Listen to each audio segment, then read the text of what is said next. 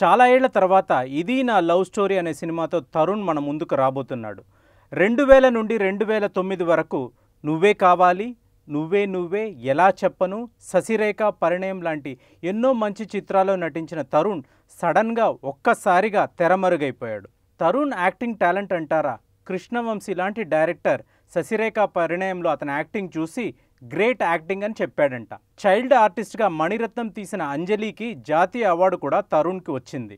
మరి అంత టాలెంట్ ఉన్న తరుణ్ కెరియర్ ఎందుకు ఇలా ఫెయిల్ అయ్యింది అంటే దానికి ముఖ్య కారణం వాళ్ళ అమ్మ రోజా రమణి అనే అందరూ అంటున్నారు. తరుణ్ తండ్రి చక్రపాణి గారు ఒక ఒరియా నటుడు. తల్లి రోజారమణి కూడా మంచి నటి, మంచి డబ్బింగ్ ఆర్టిస్ట్గా చాలా పేరుంది.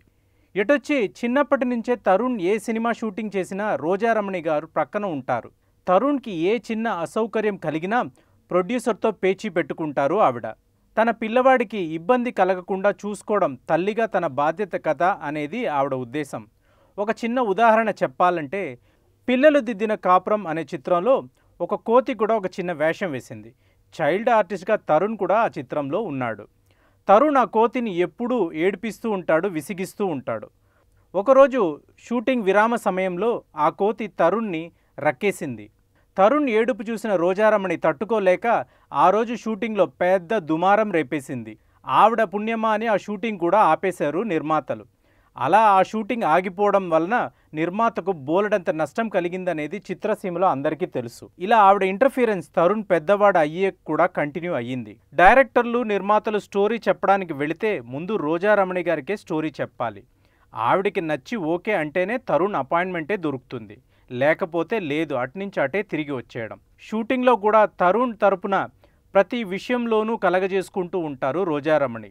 దానితో విసిగిపోయిన నిర్మాతలు తరుణ్తో సినిమా చేయడం కష్టం అనే స్టేజ్కి వచ్చేశారు. ఇలా అతిగా ఇన్వాల్వ్ అయ్యే తల్లిదండ్రులు మన టాలీవుడ్లో చాలామందే ఉన్నారు. ఎటొచ్చి రోజారమణి గారి బిహేవియర్ కొంచెం ఎక్కువగా ఉంటుందని అందరూ చెప్తున్నారు. సో ఇలా తరుణ్కి బ్యాడ్ లక్ తన తల్లి రోజారమణి రూపంలో వచ్చి పడిందనే చెప్పాలి. అమ్మకు గట్టిగా నో చెప్పనూ లేడు, నిర్మాతలకు ఈజీగా ఓకేనూ చెప్పలేడు. ఇది తరుణ్ పరిస్థితి. కనీసం ఇప్పుడైనా రోజారమణి గారిలో మార్పు వచ్చి తరుణ్ కెరియర్ ఇది నా లవ్ స్టోరీతో సక్సెస్ఫుల్గా ముందుకు వెళ్ళాలని మనం అందరం కోరుకుందాం.